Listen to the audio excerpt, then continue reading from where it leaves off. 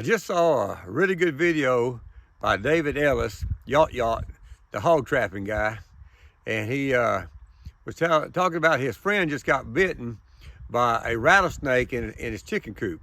And then he's out, went to check his hog traps. He's coming in, he's seen the biggest timber rattler he's ever seen in his life, and he killed it. And you know, that's back to my point, the videos I've been making. In the fall, this is when those rattlesnakes start moving. And what people in the city don't understand is that people in the country, we live out here with these rattlesnakes.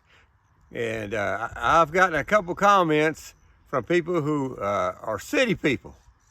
And one guy said, "Man, they just want to be left alone." And this other woman said, "Quit murdering rattlesnakes." Now this lady, I could tell she was intoxicated. She's a cat lady.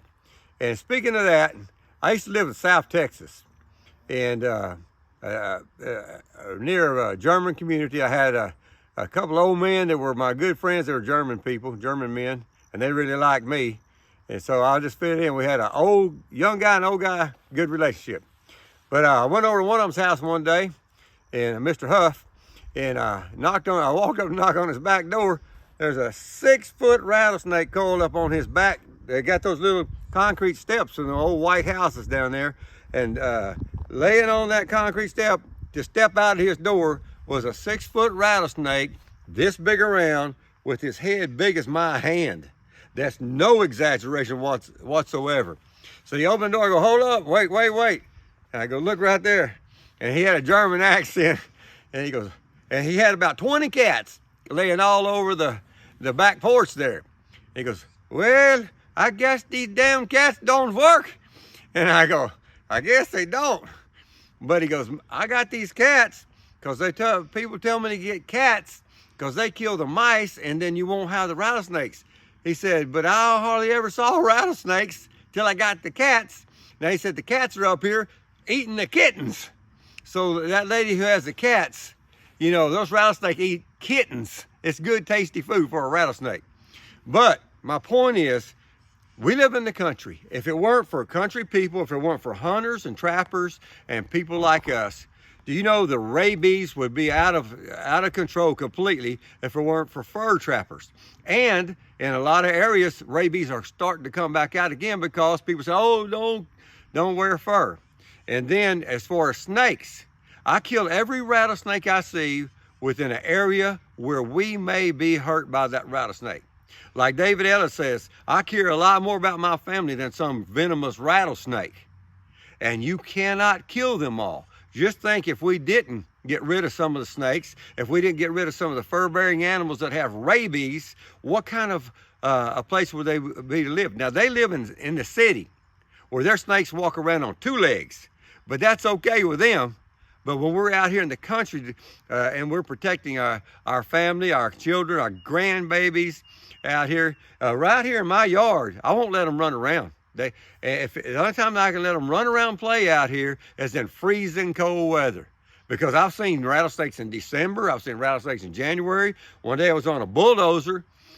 Timber rattlers are protected here in Texas. You can't kill them, it's a $500 fine. But I was running a dozer over by, in the Colorado County by Houston, and I hit a big brush pile, and then I was backing up. I look, all of a sudden there was an 8-foot timber rattler here, a 6-foot timber rattler there. I ran into a nest of about 8 or 10 big giant rattlesnakes right 75 miles west of Houston. So, I mean, those are deadly venomous snakes. They will kill you.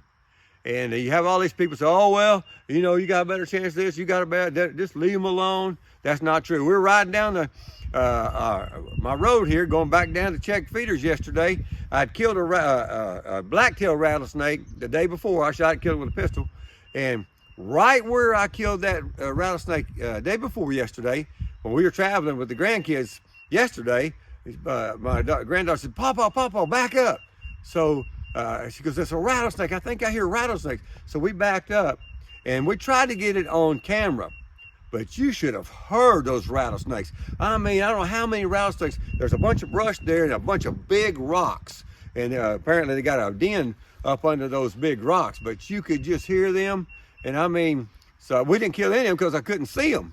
We could hear them, and we tried to get it on the video yesterday. We couldn't get it, but that's a real scary. Like David Ellis was, he like man, he was really upset. I don't get upset like that anymore. I see rattlesnakes all the time, and when I lived in South Texas got the biggest rattlesnakes you've ever seen in your life. But I mean, they're big. They're big as my leg. I got small legs, but they're big as my leg, and they just look like Satan when they look at it. Got them old ugly eyes and everything like that. So I have no qualm about killing a snake. Now, if I'm off somewhere and it's in a public place or something like that, or way off on, way back on the back of a place I have or something like that, if I see a rattler, I'll just go my way and leave him alone. But if he's up anywhere around my deer stands, around my house, around my cars, my trucks, I'm gonna kill it, because you're not gonna get them all. And when they have them little babies, they're just as venomous as a great old big one. They just don't scare you as bad. But anyways, good for you, David Ellis. And I'm glad that people are, it's just crazy what this world's come about. I feel like you gotta apologize. We created a safe environment. Outdoorsmen create a safe environment for all the rest of them sissies out there. City people who don't know, you know what, from Shinola. But anyways, thanks for watching. God bless you.